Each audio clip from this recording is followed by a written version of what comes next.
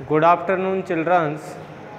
मैं मंगतूराम चौधरी स्वामी केशवानंद उच्च माध्यमिक शिक्षण संस्थान लक्ष्मणगढ़ की ऑनलाइन क्लास में कक्षा 5 के सभी भैया बहनों का हार्दिक स्वागत करता हूं, अभिनंदन करता हूं। आज की इस वीडियो में हम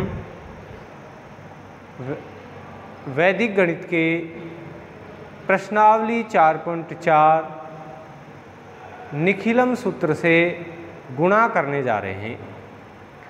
तो निखिलम सूत्र से किस प्रकार गुणा किया जाता है, इसमें हम आपको इस सवाल में बताएंगे।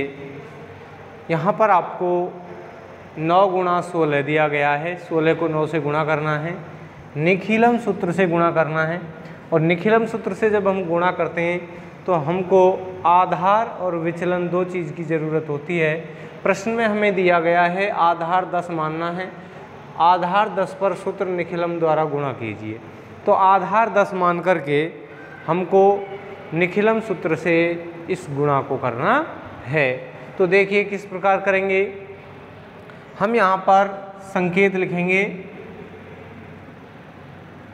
संकेत के माध्यम से हमको ये सवाल हल करना है आसानी पूर्वक। तो देखिए सबसे पहला जो बिंदु बनता है वो बनता है कि हम पहले निकटतम आधार मानते हैं। तो निकटतम आधार है, निकटतम आधार बराबर 10 है। तो भैया वो निकटतम आधार कितना है, 10। और जब हम निकटतम आधार 10 मानते हैं तो विचलन निकालते हैं। अतः विचलन बराबर, अब हम विचलन किस प्रकार निकालते हैं भैया? हमें क्या करना है कि जो संख्या हमें प्रश्न में दी गई है उसमें से हमको 10 घटाना है। तो यहाँ पर हमको 9 दिया गया है और 9 में से हम 10 को घटाएं तो बराबर माइनस का 1 विचलन आता है। और दूसरी जो संख्या दी गई है वो है 16। तो यहाँ पर हम 16 में से 10 घटाएंगे तो हमारे पास प्लस का 6 विचलन आएगा। 16 में से 10 घटाएंगे तो बराबर 6 प्लस का आएगा, यानी धन का आएगा। क्यों आएगा ये? मैंने आपको पिछली वीडियो में भी बताया था कि यदि संख्या जो है वो निकटतम आधार से बड़ी है तो विचलन धनात्मक आता है, और यदि संख्या आधार से छोटी है, आधार 10 से छोटी है, तो विचलन ऋणात्मक आता है। तो हमारी यहाँ संख्या 9 थी। 9 जब संख्या 10 से छोटी थी तो हमारा जो विचलन आया था वो -1 आया था। और जब संख्या 10 से बड़ी है तो हमारा जो यहाँ विचलन आया है वो 10 से बड़ा होने के कारण 6 प्लस का आया है। यानी कि ये जो 16 है, 16 में से हम 10 आधार घटाएं तो हमारे पास 6 धन का बचता है, यानी प्लस का बचता है। तो यदि 10 से बड़ी संख्या है तो विचलन धनात्मक आता है। तो देखिए इस प्रकार हमारे पास विचलन आ गए हैं। अब हमें क्या करना है, यहाँ पर सवाल के नीचे इसको हल करना है। तो एक तरफ तो हमको संख्या लिखनी है, जो आपको प्रश्न में जो संख्या दी गई है वो लिखो। तो यहाँ पर एक तो 9 है और एक 16 है, लिख लिया। दूसरी तरफ हम क्या करेंगे, यहाँ पर इस प्रकार तिरछी लाइन खींचेंगे और यहाँ पर लिखेंगे विचलन। तो इधर 9 का विचलन होता है -1 और 16 का विचलन होता है +6। अब हमको क्या करना है, ऐसे आडी लाइन खींचनी है और अब हम इसके 2 पक्ष बना देंगे। एक तो दायां पक्ष जो सीधे हाथ की तरफ होता है, एक बायां पक्ष जो बाईं ओर होता है, बाएं हाथ की तरफ होता है, उसको बायां पक्ष और दायां पक्ष, यानी लेफ्ट हैंड साइड और right hand side. Left hand side बायां पक्ष, राइट हैंड साइड दायां पक्ष। तो अब हम क्या करते हैं, इन विचलनों का गुणा करते हैं, यानी कि ये जो विचलन है ये आपस में क्या हो जाएंगे भैया, गुणा। तो यहाँ पर दूसरा जो बिंदु बनेगा वो बनेगा, यहाँ पर हम लिखेंगे विचलनों का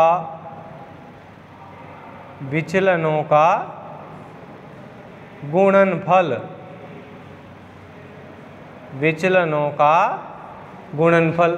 तो विचलनों के गुणनफल जब हम करेंगे बराबर -1 गुणा +6, इसको हम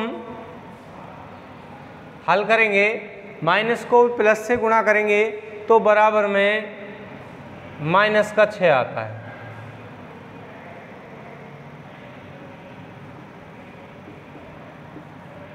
यानी कि अब हम क्या करेंगे, ये जो गुणनफल है विचलनों का, इसको हम यहाँ दाएं पक्ष में लिखेंगे, यानी कि राइट हैंड साइड में।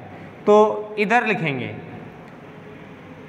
हमने यहाँ पर 6 लिख दिया, वो माइनस का है, किसका है भैया, वो माइनस का।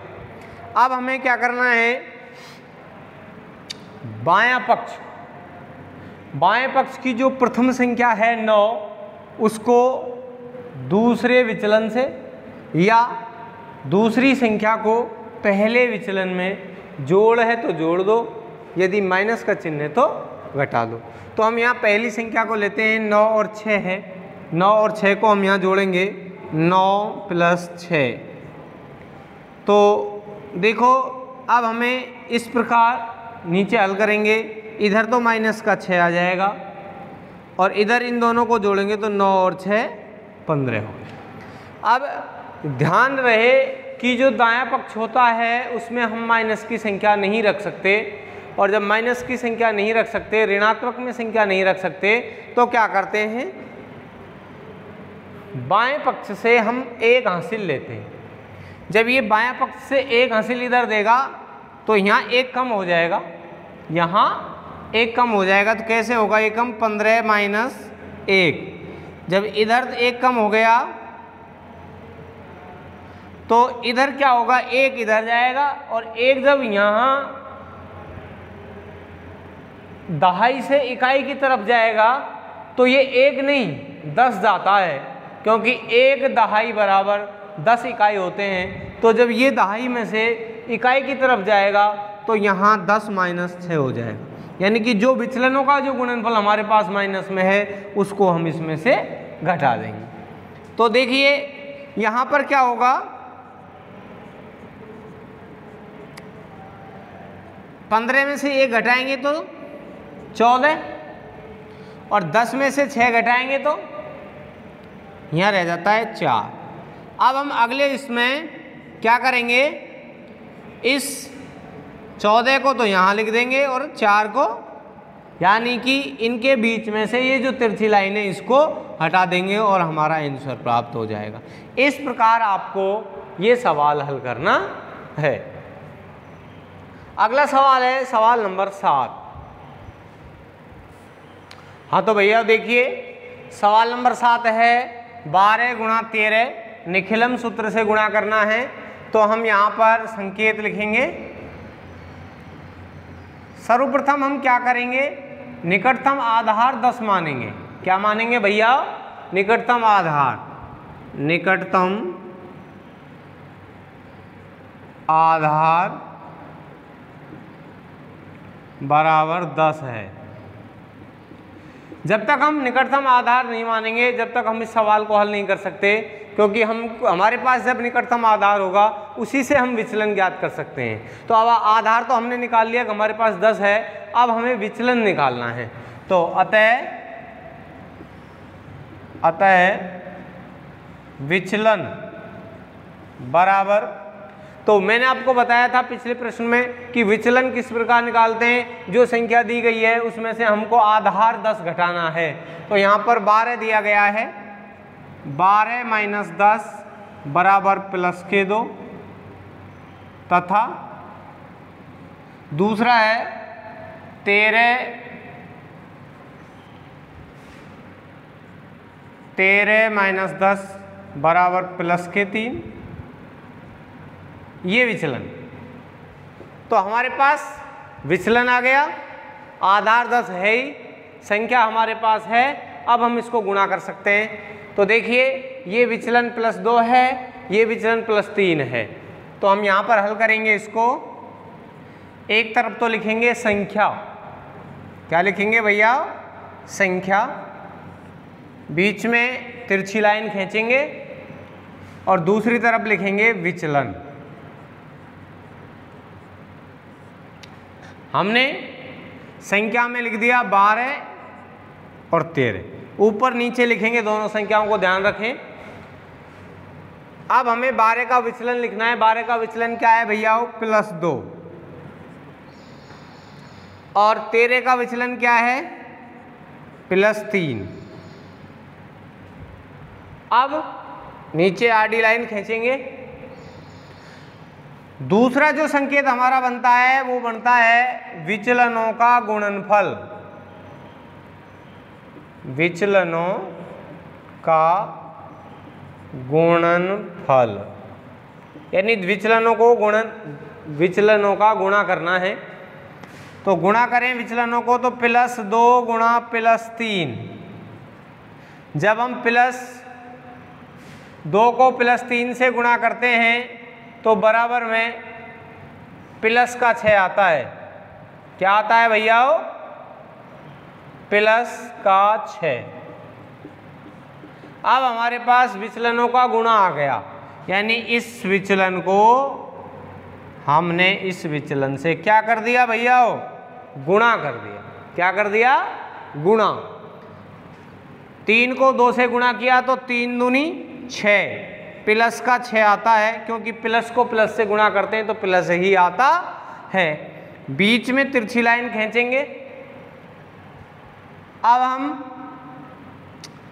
इधर, ये दायां पक्ष है, ये बायां पक्ष है। दायां पक्ष हमने हल कर दिया, विचलनों का गुणनफल। दाएं पक्ष में विचलनों का गुणनफल करते हैं, कर दिया हमने।